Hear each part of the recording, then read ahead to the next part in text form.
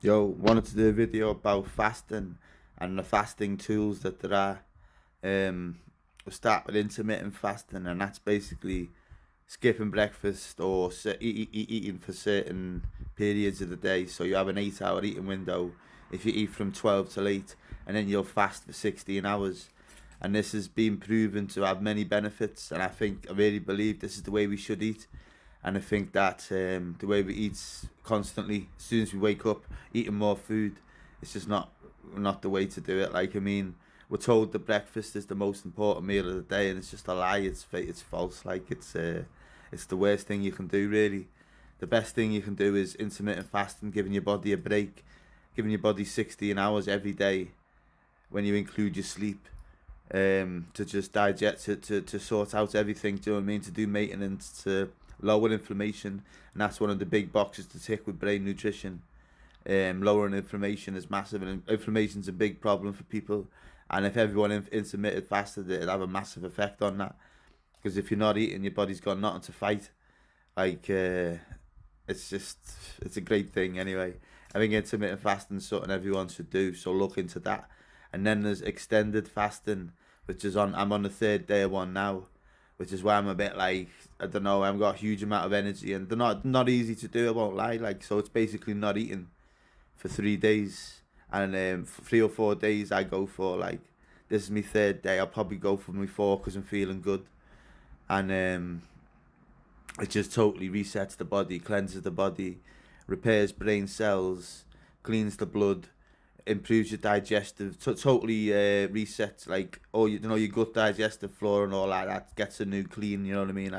That all improves. What else does it do? The brain stuff, I should concentrate on that. It's amazing for the brain stuff.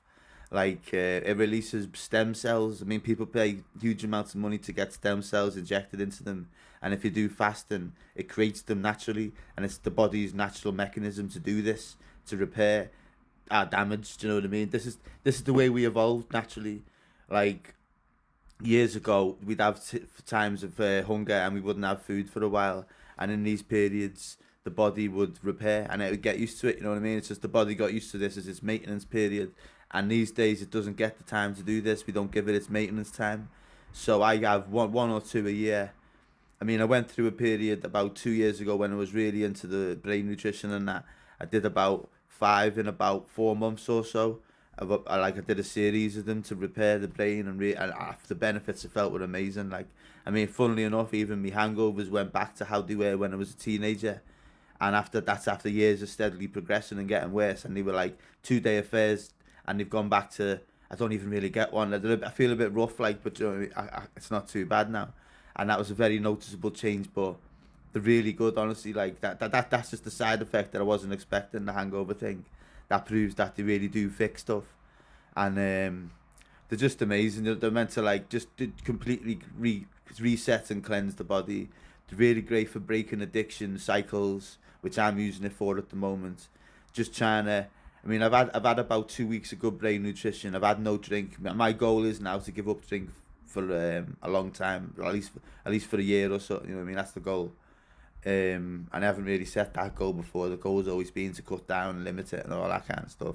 But I've realised that it doesn't bring me joy anymore. Anyway, but that's not. Well, it's a fasting video. I won't talk about that.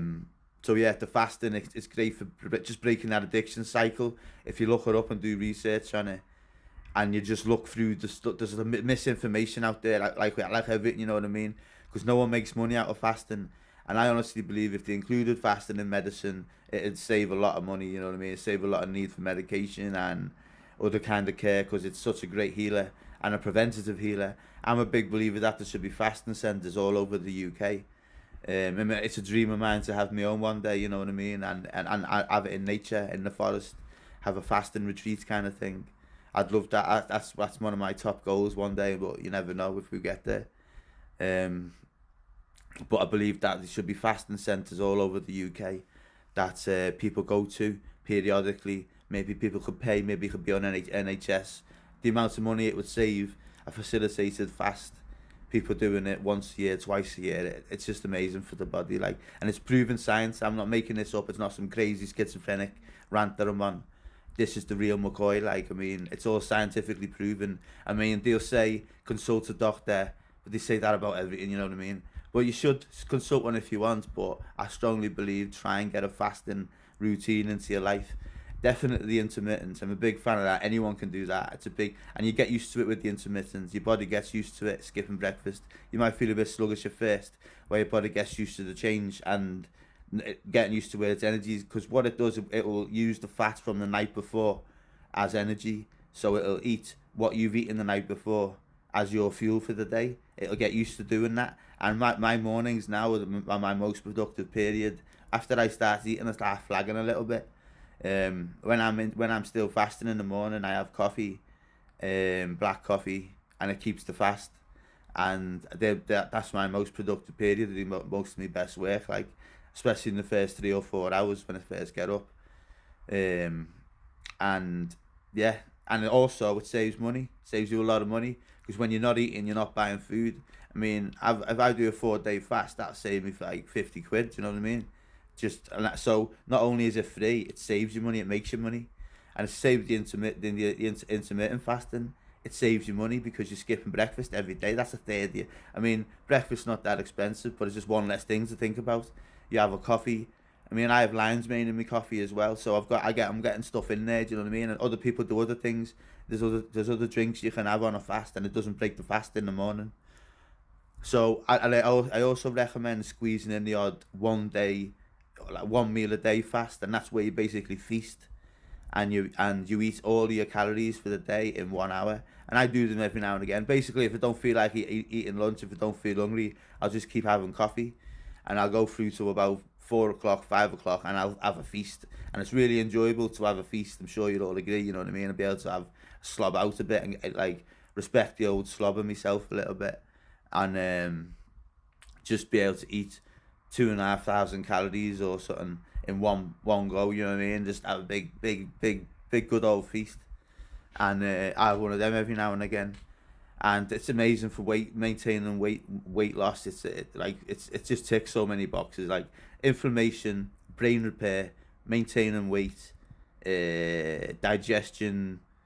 What else? It's just honestly the list goes on. Like, I mean, but you can research all this. I'm just planting the seeds as always. I'm just a madman planting seeds. You know what I mean? I'm happy with my role doing that. And I say to people, go and look at other people. Look at a guy called Dr. Berg. He's quite good on the fasting.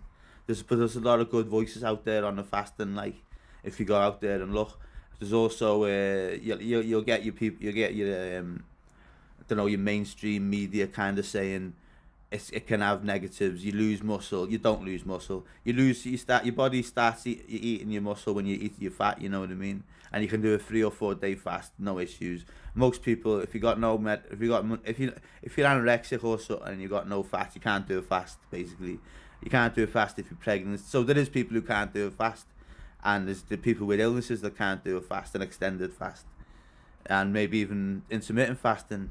I'm not denying that, like, but so if you've got issues, definitely check it out with your doctor. But for most people who are healthy, fasting's the way. You know what I mean? Include it in your life. Definitely the intermittent, and if you can do the extended, and I understand not everyone can.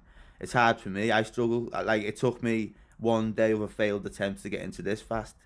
It was my second day that I got going with it, like, and it's often like that, and I take it, it's okay, you know what I mean? It's hard to do it, accept that, and for some people they can't do it, and that's okay. But for people who can, they should include it in their life. In fasting for the win.